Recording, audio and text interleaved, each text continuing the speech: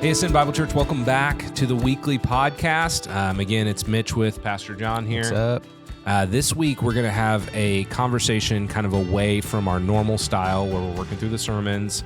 We thought it would be fitting to have a conversation about groups, why we do them, the purpose behind them. Again, I was saying yesterday, like, you've probably, if you're not in a group, we've probably already reached out to you directly. Yeah. But we think it's still good to remind ourselves and remind our church, why do we do things? And in this season, it's timely to talk about why groups, what's the biblical foundation, how they impact our spiritual life, and then kind of give one last pitch to those of you that are still reluctant to say, hey, you should probably think about joining a group. And so give us the whole podcast. Listen to the whole thing. You know, if you're kind of already in a group, I think it'd be beneficial.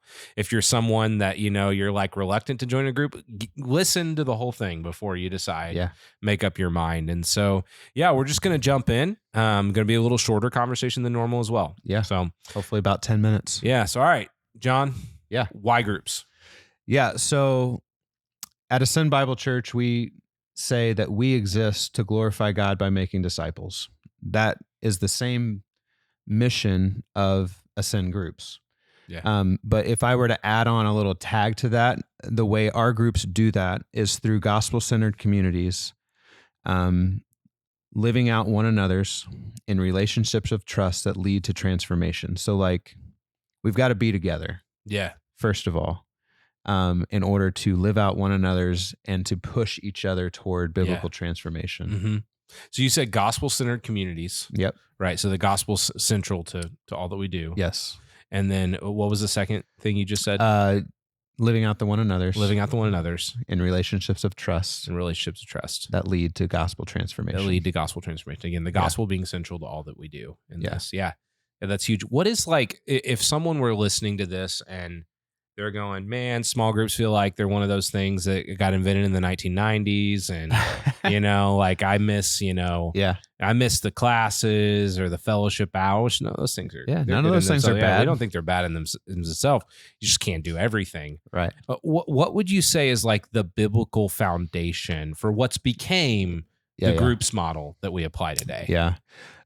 So like we can go all the way back to Genesis if we want. And in the beginning, God created the heavens and the earth, and he did it in a communal sense. Like we believe that God is triune, which is Trinity.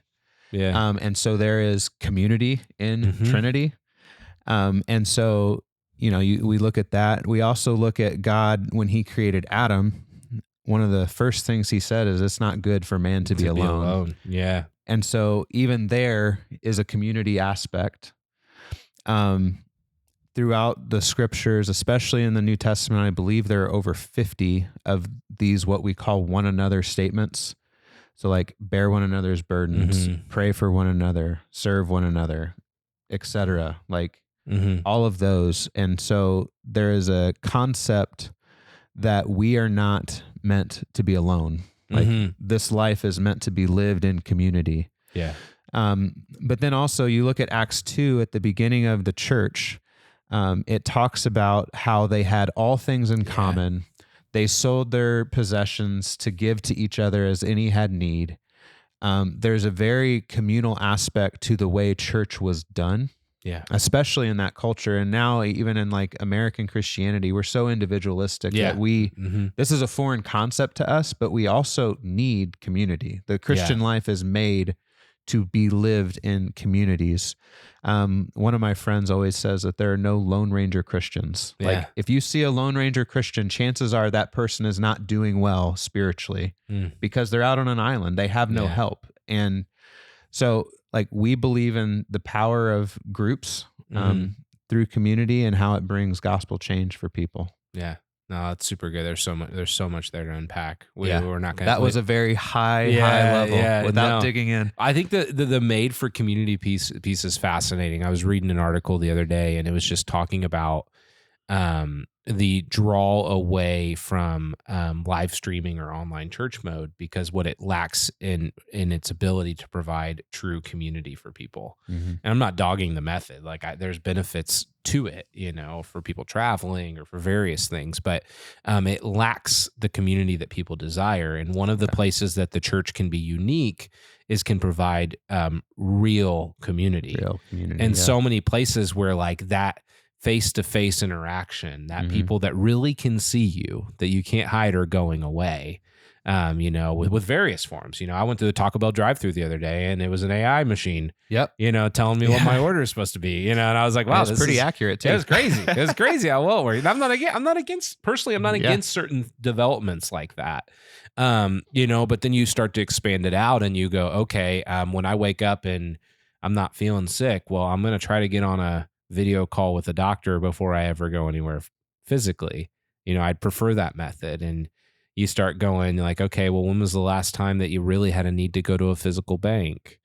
And all of these things, while they might help efficiency, they do lack relationship. And church is one of the places that relationships are always going to be so central to what we do. Relationship. I mean, we talked about it a few weeks ago when we were going through like people.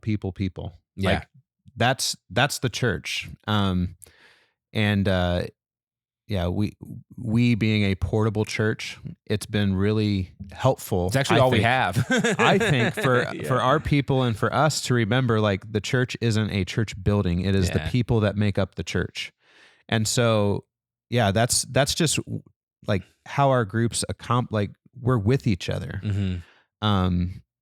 That's great. There's another component you were saying too that I think we've seen. You were talking about kind of like the care side. You were talking about Acts and the picture that's given about they make sure that all go without need. Yeah. And I would say with complete confidence that the place that a majority of our needs are addressed within the church is within the small group context. Yeah.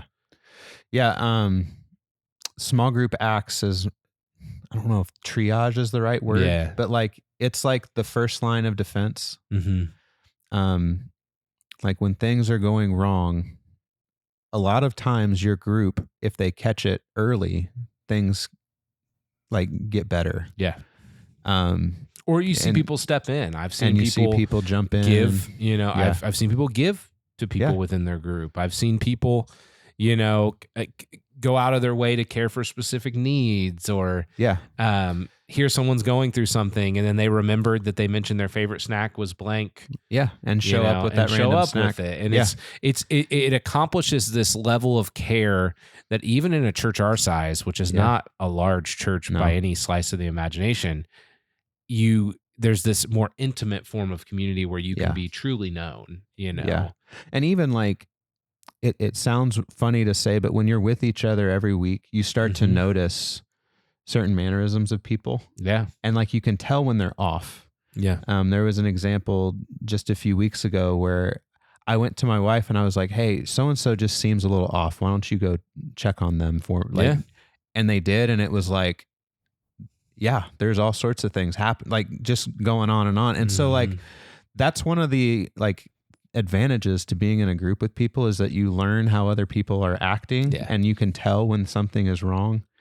And it's just, like that's just the emotional side, but even like meeting physical needs and being able to provide, whether it's money or food or whatever it be. And it's like people know me, and I am probably as relational as anyone, and so like I crave this stuff. I love this stuff. I'm always around people. Not everybody's that way. Yeah. Like me. But but there's this rich benefit to it. But there's also like, I've recognized my need for it over time. I may say that I don't need it, but I need it. Yeah. And like, as dumb as it sounds, like COVID taught me that. Oh yeah. It's like we came out of COVID and I was like, I had no idea how much human interaction I needed until I wasn't allowed to have any.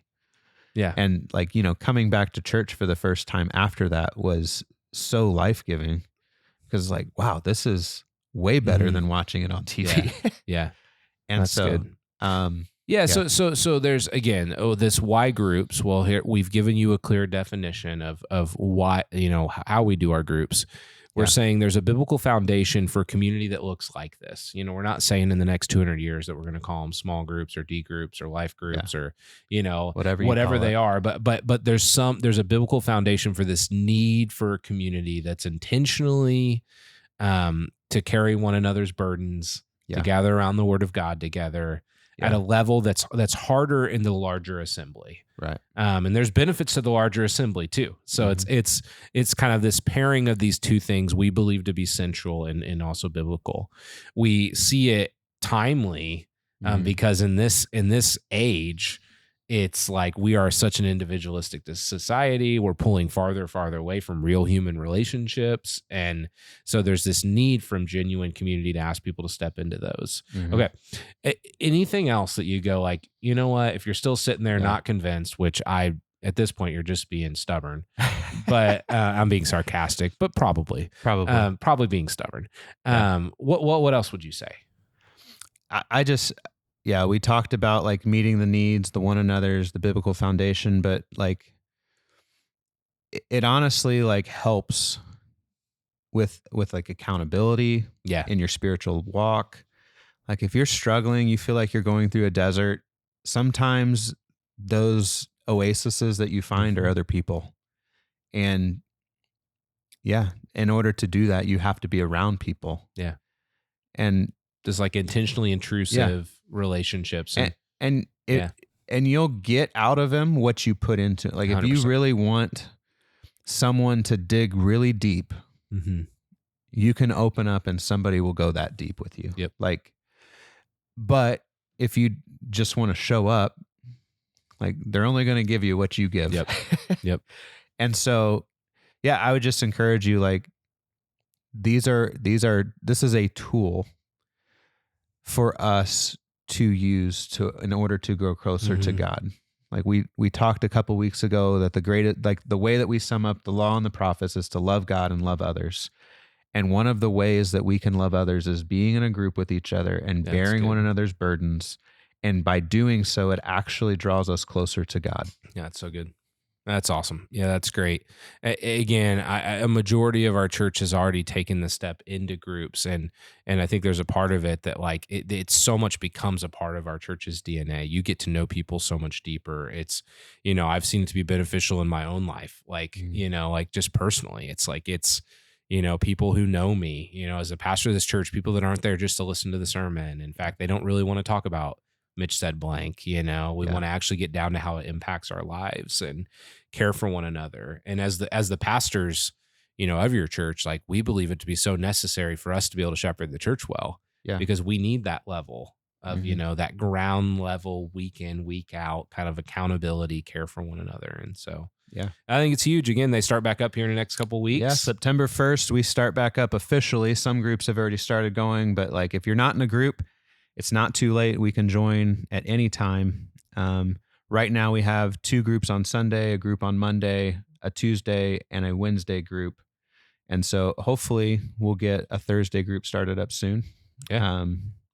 But in the meantime, those are our days that we have groups, and there's plenty of room in all of them.